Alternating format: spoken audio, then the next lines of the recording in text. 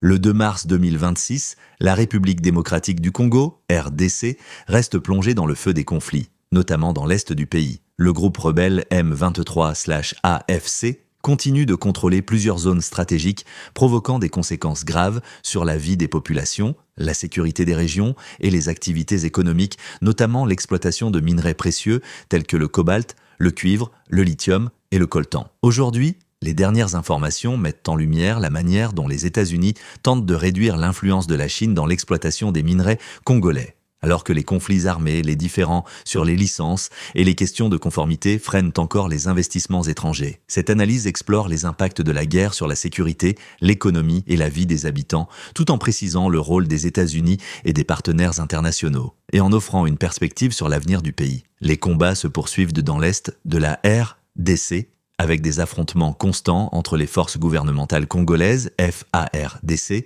et le groupe rebelle M23/AFC, notamment dans les provinces du Nord et du Sud Kivu. Les zones telles que Rubaya, Minembwe, Fizi et Mwenga restent des foyers de violences intenses, incluant l'usage de drones et d'opérations coordonnées des deux camps. À Uvira, la découverte de tombes communes contenant plus de 170 corps a déclenché une inquiétude majeure concernant la propagation de maladies et la sécurité des habitants. Les autorités sanitaires ont rapidement lancé des opérations de collecte et d'enquête pour traiter cette situation dramatique. Les États-Unis s'intéressent particulièrement aux minerais stratégiques de la RDC et cherchent à réduire l'influence de la Chine. Mais les conflits armés, les obstacles administratifs et les problèmes de droit de propriété ralentissent considérablement la progression des investissements occidentaux. Le site de Rubaya, sous contrôle du M23, fournit environ 15% de la production mondiale de coltan et sa situation instable pousse Washington à demander à Kinshasa d'exercer une pression accrue sur le groupe rebelle pour sécuriser les investissements. En décembre 2025, la RDC et les États-Unis ont signé un pacte sur les minerais listant 44 projets stratégiques comprenant cuivre, cobalt, lithium, étain, or et hydrocarbures dans le but d'attirer les investissements étrangers et de soutenir la mise en œuvre d'un accord de paix négocié par Washington entre la RDC et le Rwanda. Les démarches administratives, les litiges fonciers et les questions de conformité compliquent la réalisation rapide des projets miniers occidentaux, alors que les sociétés chinoises bénéficient d'un cadre moins contraignant, ce qui leur permet de progresser plus rapidement. Le département d'État américain continue de solliciter les partenaires régionaux pour renforcer le cessez-le-feu et exige du Rwanda qu'il mette fin à tout soutien au M23, conformément à l'accord de paix de décembre. Des projets majeurs comme la vente des actifs de cuivre et de cobalt de Glencore au consortium Orion soutenu par les États-Unis et la transaction impliquant Chemaf sont essentiels pour Washington. Mais leur avancement reste conditionné par la sécurité et la stabilité. Certaines zones riches en minerais sont en situation politique délicate ou en litige sur les licences, rendant improbable la réalisation rapide d'accords fiables.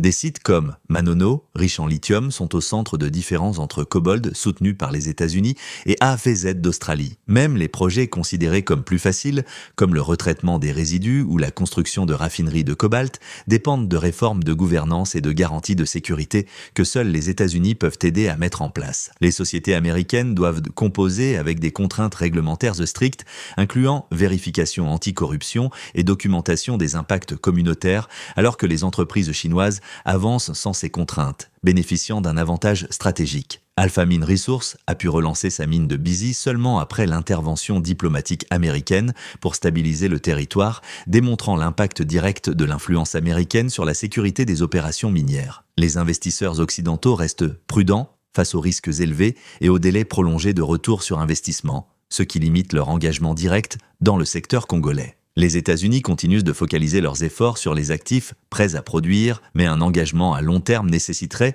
que les sociétés américaines acceptent le niveau de risque élevé que comporte la RDC. Les populations locales continuent de souffrir, avec de nombreux déplacés et des impacts négatifs sur l'agriculture, l'éducation et la santé. Les relations politiques régionales, notamment entre la RDC et le Rwanda, restent complexes malgré les déclarations de ce dernier niant tout soutien au M23. La sécurité et la transparence sont cruciales pour le succès des projets miniers. Le marché des minerais stratégiques reste au cœur des enjeux géopolitiques, alors que les puissances mondiales cherchent à contrôler la production mondiale, notamment de cobalt et de lithium. L'économie congolaise et les investissements étrangers sont directement impactés par l'insécurité et les conflits, illustrant la forte interdépendance entre politique, sécurité et développement économique. Enfin, bien que des accords et initiatives soient en cours pour favoriser l'investissement et la paix, les conflits persistants, les différends sur les licences et les défis sécuritaires continueront à influencer la situation dans l'est de la RDC pour les années à venir. Les combats dans l'est de la RDC, combinés aux conséquences sur la sécurité, l'économie et la vie des habitants, montrent que le problème congolais reste un enjeu majeur sur le plan politique et économique mondial. Les efforts américains pour réduire l'influence de la Chine dans les minerais stratégiques sont freinés par les conflits, les obstacles administratifs et les questions de droit au foncier. Les habitants, les investisseurs et les partenaires internationaux doivent suivre de près l'évolution de la situation car ces impacts se répercuteront durablement sur la sécurité, l'économie et les conditions de vie en RDC. La couverture continue et approfondie de ces événements par Kivu Connect Info est essentielle pour comprendre l'avenir du pays et la dynamique régionale.